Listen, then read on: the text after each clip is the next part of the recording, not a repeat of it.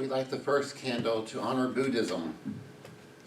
We need to see and agree that what we seek already lives within us, and we within it. Now we know our one great task.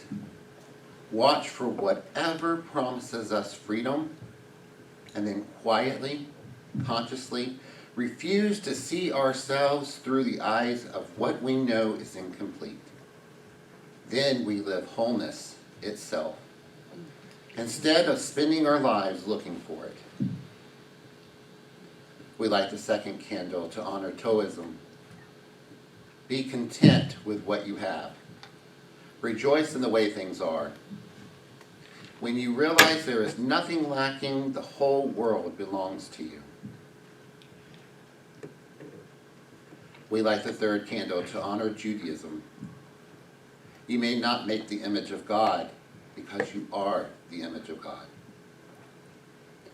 We light the fourth candle to honor Christianity. For those who love God, all things work together for good. We light the fifth candle to honor Hinduism. The one who sees me in everything and everything within me will not be lost to me, nor will I be lost to him. He who is rooted in oneness realizes that I am in every being. Wherever he goes, he remains in me. We light the sixth candle to honor Lakota spirituality. Peace comes within the souls of men when they realize their oneness with the universe. When they realize it is really everywhere. It is within each one of us. We light the final candle to honor the science of mind and spirit. Our highest satisfaction comes from a sense of consciousness, union with the invisible life. All human endeavor is an attempt to get back to first principles, to find such an inward wholeness that all sense of fear, doubt, and uncertainty vanishes.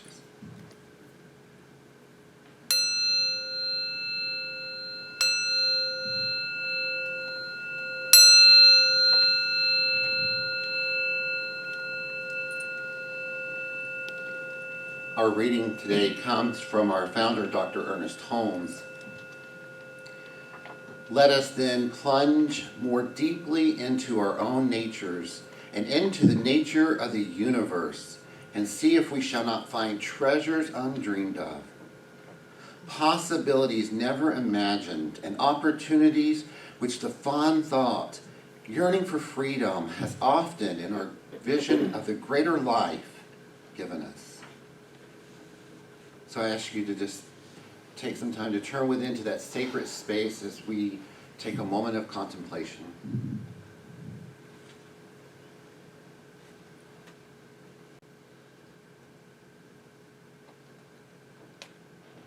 And so how grateful I am to know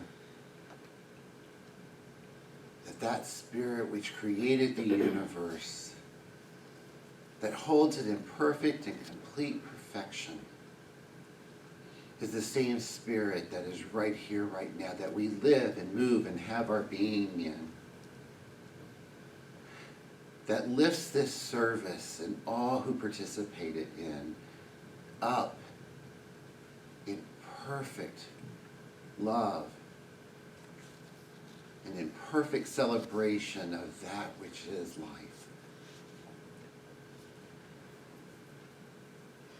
So I simply rest in that knowledge, rest in that truth of who and what we are.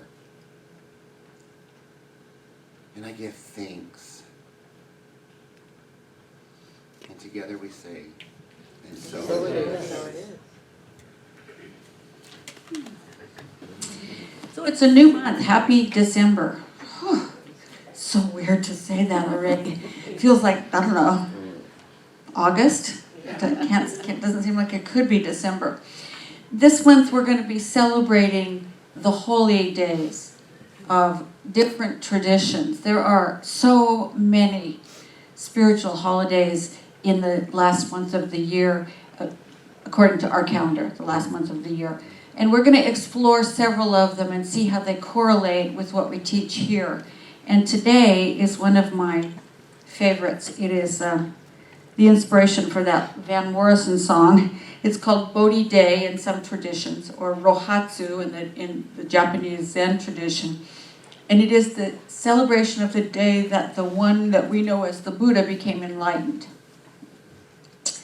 There are lots of stories about this. There was this young man whose name was Siddhartha Gautama, and he lived in India, and he was a clan prince, which meant that he was rich and powerful, and his father protected him mightily. And I'm going to tell you my favorite version of this story. There are, like I said, lots of them. He lived between roughly 563 BCE and 483 BCE. Very privileged, very protected, and he got tired of that and decided to go exploring outside the walls of the castle. And he saw there how human beings have difficulties in life, lots of difficulties. Illness and poverty and aging and fear of death and death itself and all kinds of things. And he came to realize that all human beings suffer fear and anxiety and uncertainty and pain in life.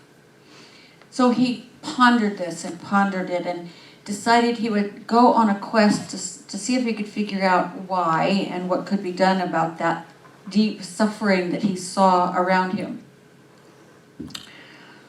So he found one teacher after another. And each one that he found, he learned all they had to offer and surpassed them. And so he went on to the next and the next and the next.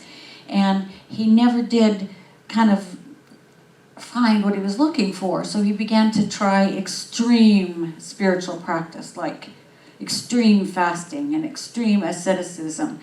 And was actually near death from hunger when he said, when I was a boy, I remember sitting under a rose apple tree in bliss, in absolute bliss, in meditation, in a bigger understanding of the universe. I think I'll try that again.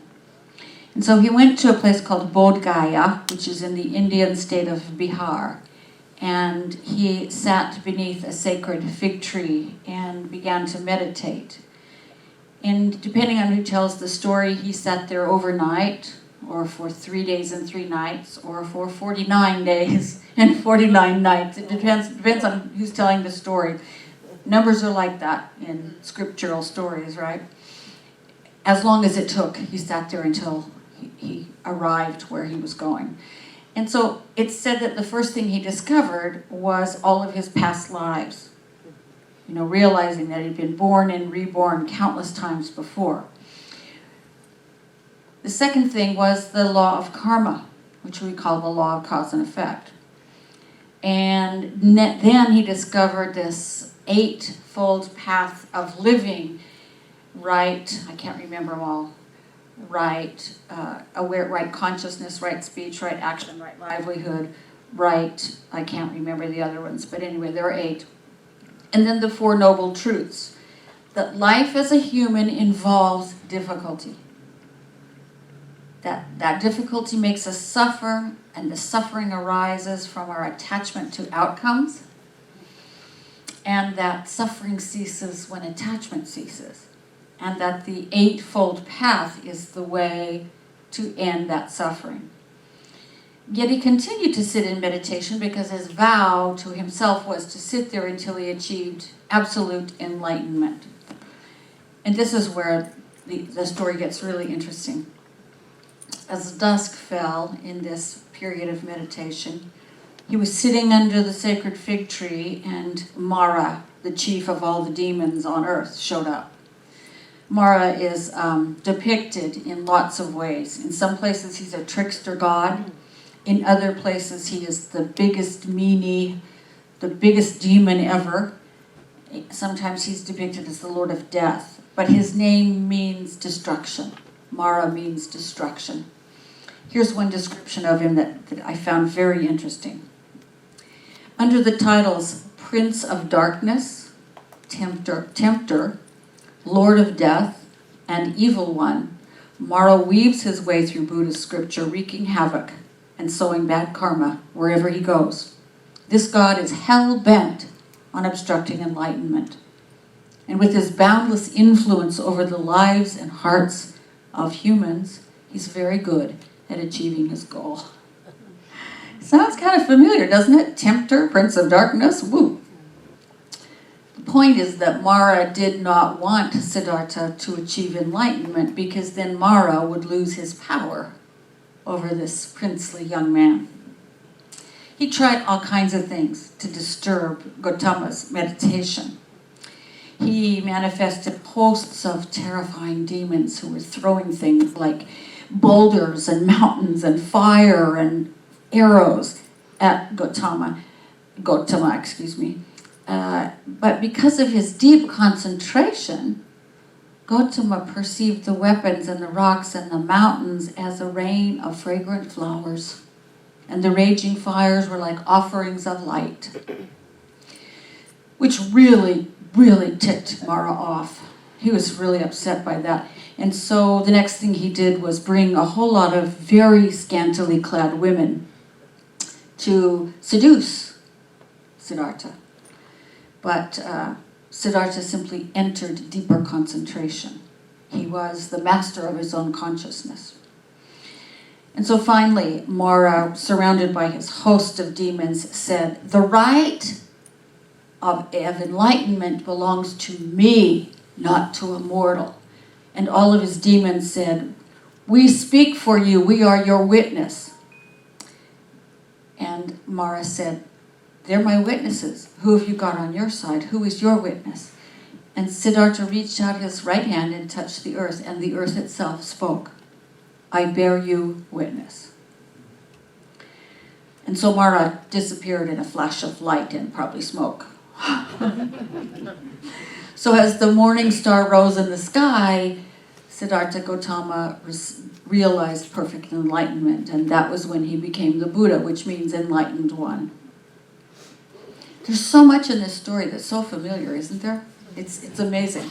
It brings up an essential part of our philosophy, that the very first thing Siddhartha learned was that the things we think about are what makes us suffer. The things we think about create our perspective, and we see life through that, and we either suffer or not because of that. He brought forth a law of karma, which we know as cause and effect. His was over lifetimes, and we speak of it as now. I mean, it happens in this lifetime. Yet even the rebirths, the deaths and rebirths, could be seen as a metaphor for those times when we realize all the stupid things we did in, our former lifetimes. It feels like it anyway. I've now been sober for 33 years. And if I think back to 34 years ago, it's like another lifetime, and boy, it was not pretty. You know what I mean? So it could be just the bringing to mind of all those crazy things we did in this lifetime. What I'm saying is that, it is like us when we realize what we have done because of what we believed. The law of karma. He also set out the Eightfold Path, which is a way of living, which leads us into expanded consciousness. He taught a way of thinking and being and practicing that leads one out of bondage and into freedom, which is exactly what we're all about here. And then the whole story of Mara's attacks show all the things that distract us from living in the truth, and shows us that they are illusions. They are illusions. What Mara was sending forth as bolts of fire and lightning were flowers and sunshine. Mara weaves his way through Buddhist scripture, wreaking havoc and sowing bad karma wherever he goes. He's hell-bent on obstructing enlightenment. And with his boundless influence over the lives and hearts of people, he's very good at achieving his goal. Mara is that part of our ego that wants us to stay small and frightened and in this little box. There's a Zen priest whose name is Jnana Saipa, and he said, Mara's army is just as real to us today as it was to the Buddha. Mara stands for those patterns of behavior that long for the security of clinging to something rather than facing the hard questions of human life. It makes no difference what you grasp, said the Buddha. When someone grasps, Mara is standing beside him. The tempestuous longings and fears that assail us, as well as the views and opinions that confine us, are sufficient evidence of this. And we all have those, don't we? It's part of being human to have the longings and the fears and the prejudices and the opinions and the clinging to what feels safe. We think Mara is real, as did Siddhartha, until he realized that it is a creation of thought and can be changed, can be banished. We can make it disappear in a puff of smoke. Stop for a moment and consider with me, what are the things in your life that stop you from doing what your heart calls you to do? What are the fears in life that stop you from being what your highest vision leads you to be? What fears or old ideas keep you from loving yourself so fully that you automatically love the world?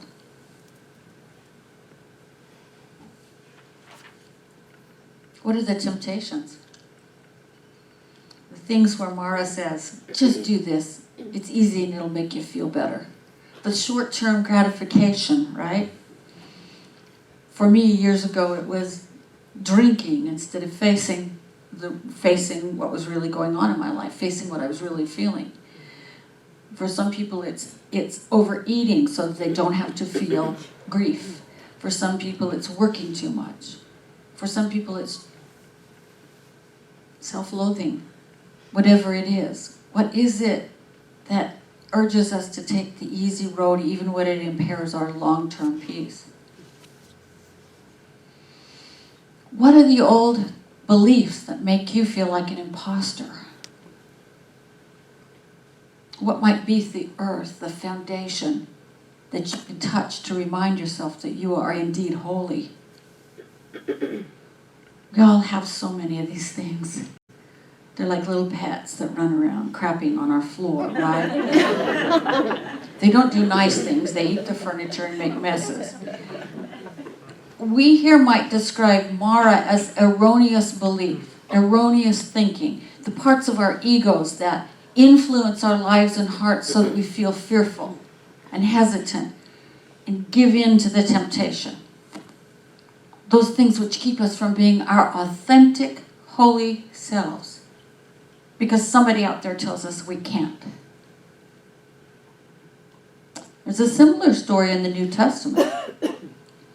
After Jesus has been in the desert for 40 days, Satan gets hold of him. And Satan tempts him with something even Mara didn't dare put out there. Power. He says to Jesus, takes him up on the mountaintop and says, I'll give you power over all this if you will bow down and worship me. And how does Jesus respond? Satan, get thee behind me. And of course Satan runs away.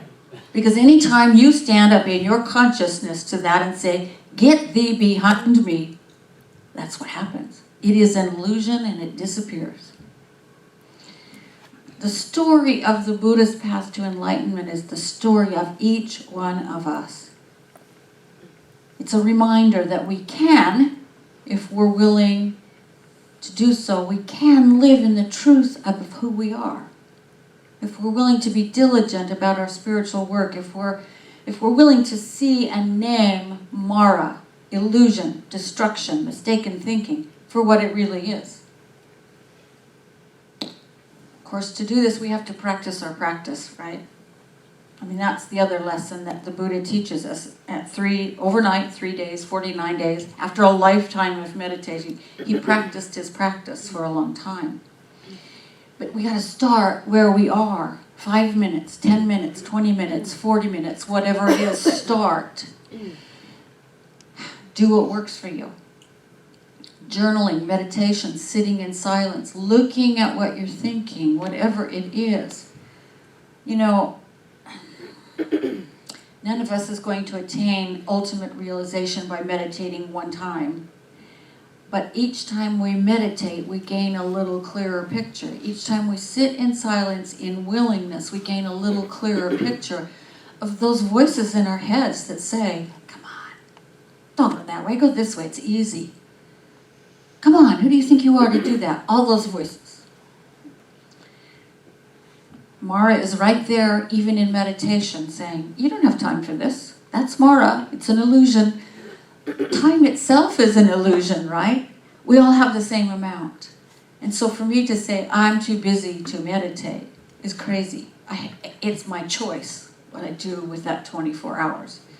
And some people would rather watch television because it's easy. I would rather read a cozy mystery because it's easy, right?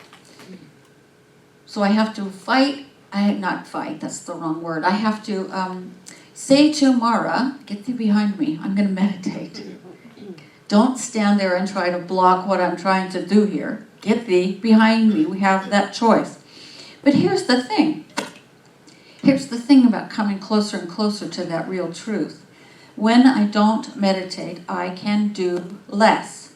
And I can do it with less clarity and less confidence. I spend much more time dancing with Mara when I'm not meditating than I do otherwise. When I spend the 30 or 40 minutes getting centered and grounded and clear, I do what I need to do faster, easier, clearer. It's just easier. So don't let Mara convince you that you don't have time to meditate or journal or sit in the silence. Just start and continue to do it. And remember that every single moment of our lives is an opportunity to practice being who we know ourselves to be. Practice being the presence of love every single day.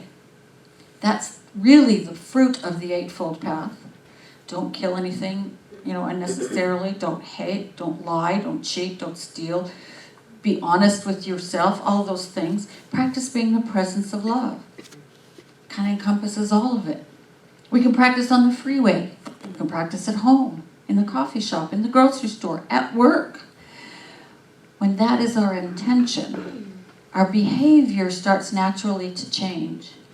And so do our thoughts. And as our thoughts change, we know. As our thoughts change, so do our beliefs. And as our belief changes, so does our perception. And as our perception changes, our whole experience changes. We can arrive at much greater freedom. Practice seeing the demons clearly for what they really are. Those thoughts that say, what if I'm not enough? Who do you think you are? The voice that says you don't have what it takes. You're not smart enough. You're not trained enough. Whatever it is. The voice that says, just do this. It'll make you feel better. We have to practice saying, get thee behind me, because I know the truth. And the truth sets me free. And as we spend time examining our thoughts, we can adjust and fine-tune them as needed. We can find places where, there's still demons playing. We can bring ourselves into greater and greater alignment with what is true and real. And at some point over time, we will conclude that what they say in Buddhism and what Ernest Holmes said and what so many others said is true. You are whole, perfect, and complete right now. You're lovable. We're loving, we're holy, we're intelligent, we're wise, we're sacred. Every one of us. We will discover that we are as eternal and vast as the universe. We will discover that anything is possible when you come to it from that attitude. We'll come to embody the idea that everyone we meet, everyone we greet, we are greeting our secret and unseen self, the self within ourselves. And if you ask me, that's pretty close to enlightenment.